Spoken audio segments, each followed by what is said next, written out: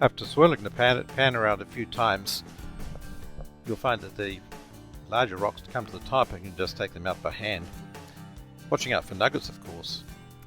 And leaving behind the smaller parts, you go through a washing process several times, going from side to side, trying to keep all the particles in motion so that the heavy material goes to the bottom and the light material comes to the top.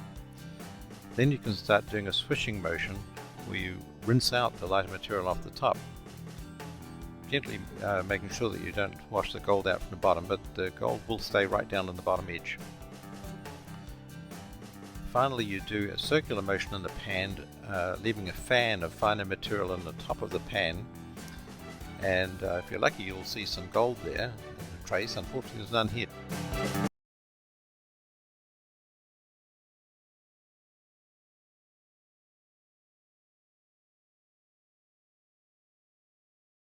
Hello and welcome to GoldPal Tutorials. This time we're going to test gold using the electronic tester. This is a very simple way to test gold, well, if you have the machine. This machine is the most common, most widely used by the industry, and is very accurate. With this machine you could test gold in a similar way you test gold with the acid test, in the terms that is very simple and immediate. But with this you can get more accurate results.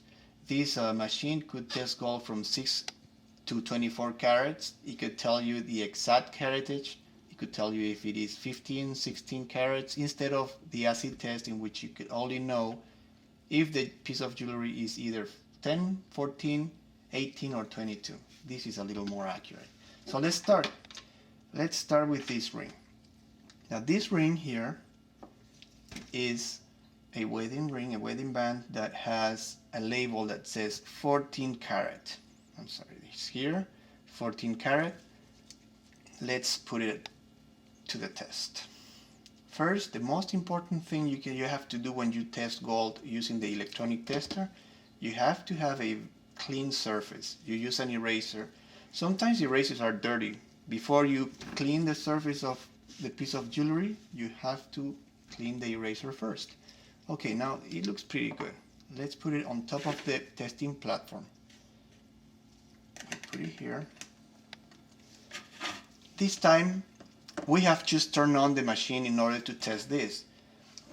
When we do that,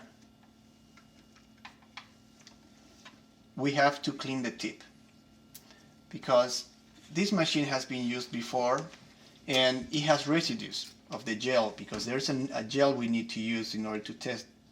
So we have to clean the tip. And it says here, it tells you when you turn it on. Let's say I'm going to turn it off, and then you turn it on. The first thing it tells you is clean sensor tip. Is the single most important thing is to have clean surfaces. The tip of the sensor, you clean it with a plastic tip that comes with the kit. That way you remove gel from previous testings. You use also a swab. This cleaning is only the first time you go through a testing session. After that you could test 20, 30 times without having to clean the tip again. Only the first time. Now we're going to try applying the gel. You see, you have to apply some gel to the tip, not too much. If you apply too much gel, results could be different and may not describe reality. Now, a little too much. We're going to remove some of the gel and we apply. We are going to rest the tip of the tester on the piece of jewelry, but this is a pre-test. Every time you turn the machine on for the first time, you do a pre-test. It is not taken into account because it could be an erratic result. So, okay, this is going to be the pre-test, and we're not going to take this one in account. It tells you 12 carats. Okay, I believe that it is possible to have a ring that has a label that reads 14 carats and still be lesser than that. It happens very often.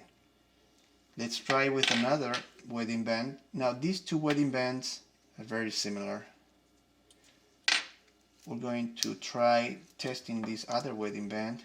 Again, we clean the surface, very important. We're gonna put this ring on the testing platform and add just a little more of the gel. All right.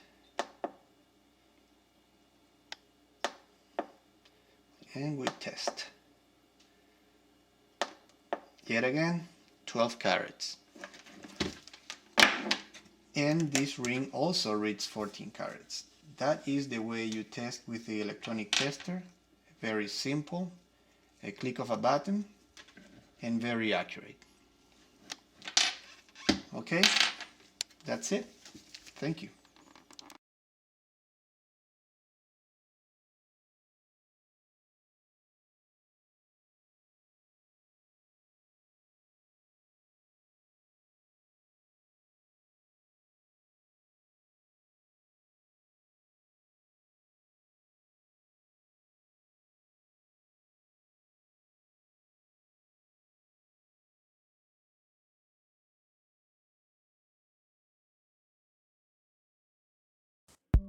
Hello guys, in this video I'll show you how to extract gold from old computer parts. This process uses dangerous acids, so be sure to wear gloves and goggles in this process. First, start by cutting out the fingers of different CPU parts. I'm using these big shears as a means of cutting them.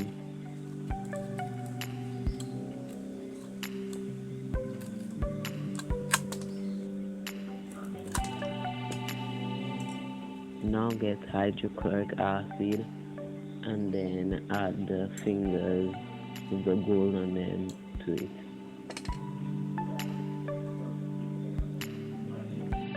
Now add some copper chloride to the hydrochloric acid and gold fingers.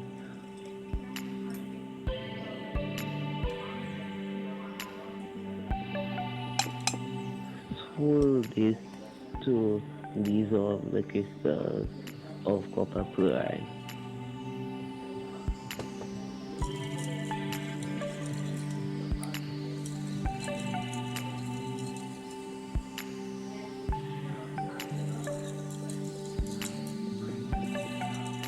Let this stay for a while to remove the gold fingers.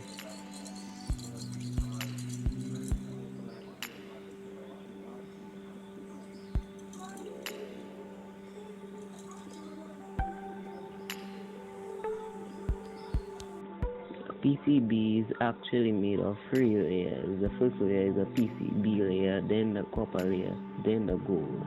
The copper and hydrochloric acid eats away the copper layer to relieve the gold and PCBs. Now you need to add some concentrated hydrochloric acid to the remaining fingers.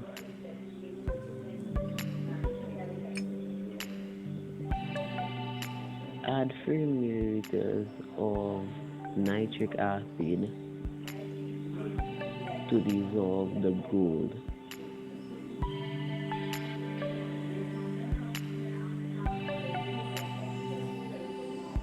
Swirl this to dissolve everything. After a while, all the gold will be dissolved and you'll have chloroauric acid, which can be extracted again with sodium metabisulfite. There is a clear solution of chloroauric acid.